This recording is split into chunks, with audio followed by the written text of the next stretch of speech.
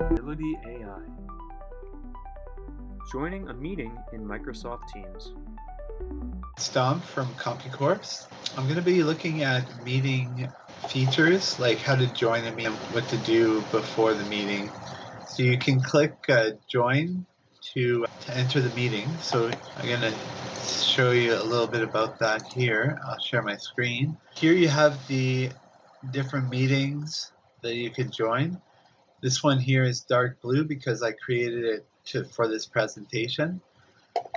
All you would have to do is see here, it says join. So you would click on join. And there's only one organizer per meeting. So I'm the organizer of this meeting, and it gives me different features to use during the meeting. There's also other people that are in your Teams program that are linked to you with Teams through your organization. They would be presenters. They also can do things like mute everybody, admit people from the lobby, and people that are external to the meeting. They just have an email invitation and they wait in the lobby until the organizer or the presenter lets them in. You can choose to turn your camera and microphone on or off before joining. You can't change the meeting name if it was scheduled. It uses the calendar title. You would, like I said, you would click here to join now. I'm just going to show you here about the camera. So my camera is off, so you see just my profile picture, and beside it you could also mute it. I'll mute it for a second here.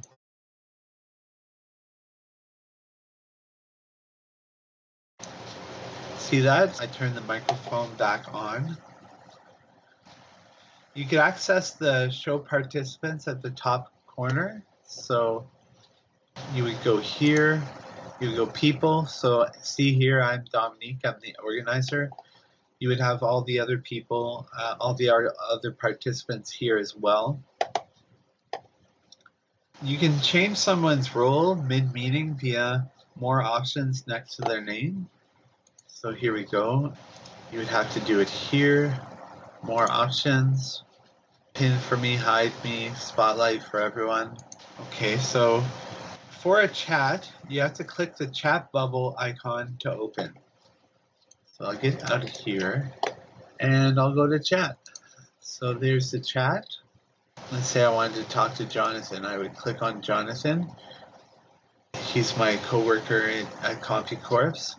I could either do a video call or an audio call, or I could just simply text him down here, say, hi there. And you see the text appear there. You can choose from camera, microphone, and speakers. So let's say here, it's going through my USB speakers and microphones on my webcam. As I said, you can switch your video or audio on and off during the meeting. Best practices is if someone's speaking, you want to mute them. You can also start taking collaborative notes in the More Actions menu. More Actions, Meeting Info. Here we have notes right here. So you click on that. And you can add an agenda, meeting notes, follow-up tasks. It's good for tracking key decisions and assigning follow-ups. You have different views as well. We'll go here to view. This is the together mode. As you can see, I'm the only one in there. So it's just me there. You could also have the speaker mode, which is that. There's immersive space 3D. I haven't tried that yet, but I'm sure it's interesting. It takes a while to load. You can blur your background. That would be under view. No, it'd be under more. So video effects and settings. That's where you would be able to blur your background. So let's say I have a standard blur right now. I can change to this. and apply. But I'm going to stay with the standard blur, so I'll go back. You can upload also your custom background. There's live captions, which automatically generates real-time subtitles. It takes about 7 seconds to activate and shows their speaker's name. This is useful for accessibility and people in noisy environments. So you would do the live captions. So to record a meeting, you start and stop via More Actions menu. Organizers or presenters can record. Video is saved on OneDrive or SharePoint depending on the saved settings.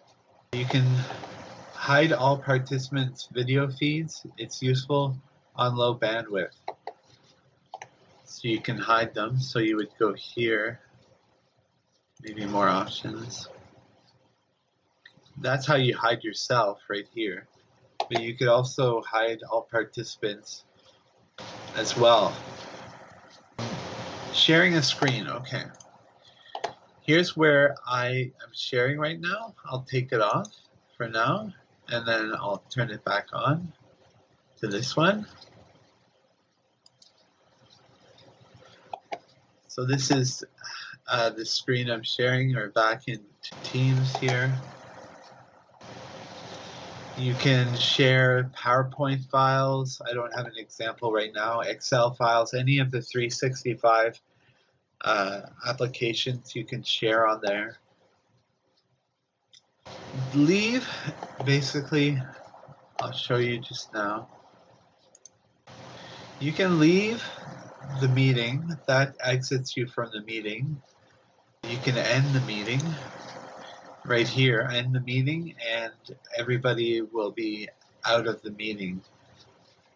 Organizers can also download attendance reports.